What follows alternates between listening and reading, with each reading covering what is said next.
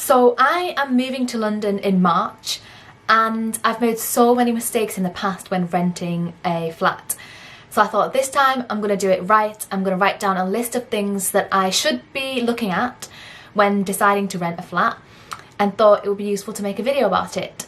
As I wrote down the points, I realised that they don't only apply to London, so I guess they apply to anywhere that you're looking for. So I hope this video is useful. I'm not really going to talk about location and money because that kind of thing is like definite in what you're going to think about. I'm going to talk about points that you might not have thought about, which when you actually get there and start living there you realise becomes a problem. Does the water work well? I've said this to friends before when they've gone on viewings, but they thought I meant the tap. What I actually mean is, how well does the shower work and what's the shower pressure like?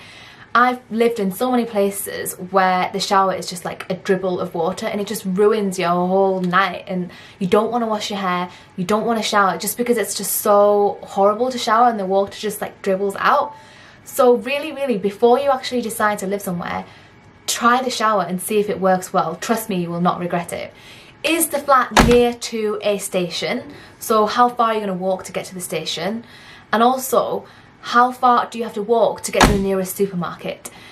I lived in a flat where I had to walk about 20 minutes to get to the supermarket and 20 minutes back. And it took about a 40-minute journey back because I had so many bags and I was still a student at the time, so I couldn't really pay for a taxi. So I remember just shifting bags of Tesco's groceries and things. I guess if you order your food online it's not so much of a problem, but really you want to be able to just walk out the house and grab a carton of milk when you need it rather than walk forever, and then it becomes such a big inconvenience. Have there been any previous bugs and mice? Because they can come back. I lived in a house in Camden which had cockroaches and mice, and nobody had told me this, but when the pest control people came around they were like, oh yeah, we've come to this house quite a few times, we've set traps here, which nobody told me. So I'd quite like to have known that before deciding to rent a place. Are there any nearby late bus stops? So after a night out you might not want to spend a taxi getting back from central London, so you know, are there any close late night bus stops and buses near your house that are night buses that you could get back? Which way does the sun set? This might not sound that important, but in our house now, which is not in London, but only the back garden gets the sun and the front doesn't get any at all. So if you're in a house, like house sharing in London, you might get in a room where your room doesn't get much sunlight at all, and if you're not that bothered about that, then that's fair enough. But I am someone who really likes bright areas and sunlight, so that would be something that is important to me. Do the windows have double glazing? So if you are not bills included, then you're going to have to think about what the bill prices are going to be monthly, and trust me, the prices are so different between double glazing and non-double glazing. Single glazing, is that what you call it?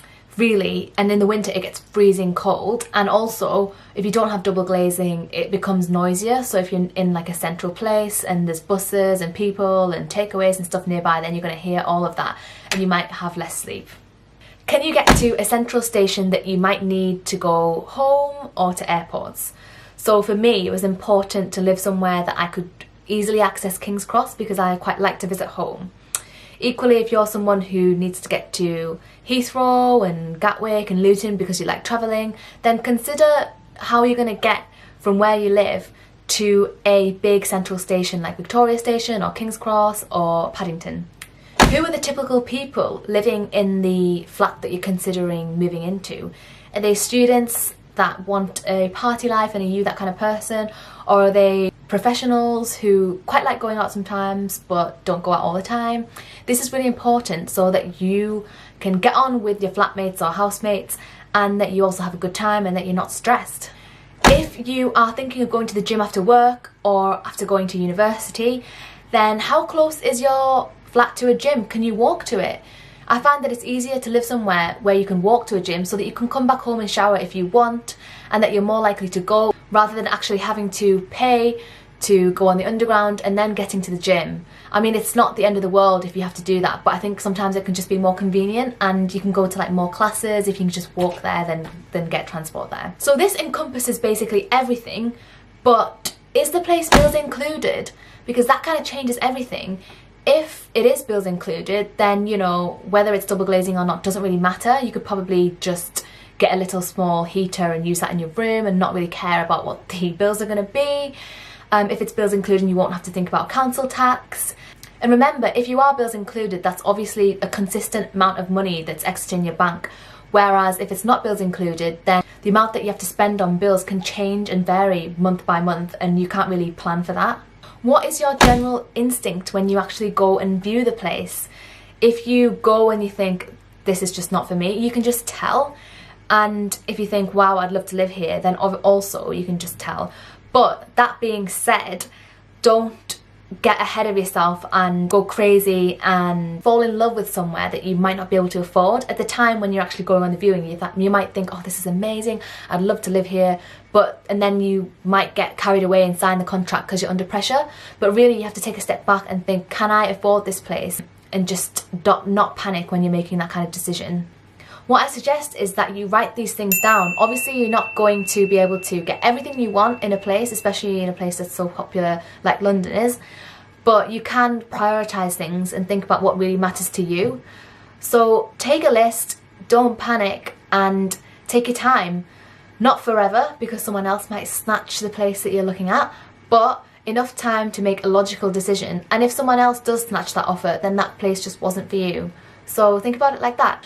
I personally live about 3 or 4 hours away from London right now, and so I cannot go to viewings because I'd have to book annual leave to actually get to those viewings. So what I've done is rented an Airbnb for a month because I won't have to pay council tax, I won't have to pay bills, and that kind of sorts me out and tides me over. And what I'll be doing is going on plenty of viewings when I've actually moved into the Airbnb. And that's because, like I said, you can't look at place in pictures and realise what it's like. You actually have to go there, get a feel for it, actually see it, try on the shower, see if it works well, see who else is living in the place, and kind of think about it logically. At first I was rushing, I was on spare room every night being like, okay, I'm going to move in there, I'm going to move in there, I'm going to move in there, this already says available now, this already says available now. But really, if you're thinking about living somewhere longer than 6 months, it's much better if you actually go and see the place before making such a big decision. Another reason why renting an Airbnb can be a better idea to tide you over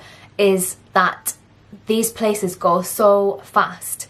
If you don't have the time to make a viewing, by the time that you actually get to London to go to that viewing, the place is probably already gone. So really, I would suggest don't get your hopes up, don't do too much searching, because then you might think, oh, that place is for me, and then arrive and then realise someone's already taken it. London is unlike anywhere else in England. I am somebody who wants to be prepared, so I was looking for flats to move into in March. In January, and the replies I got from like estate agencies and people from spare room was, we want someone to move in now, not 2 months later. You're looking way too early. And so really, that's why it's probably a better idea to get somewhere like a cheaper Airbnb to sort of tide you over.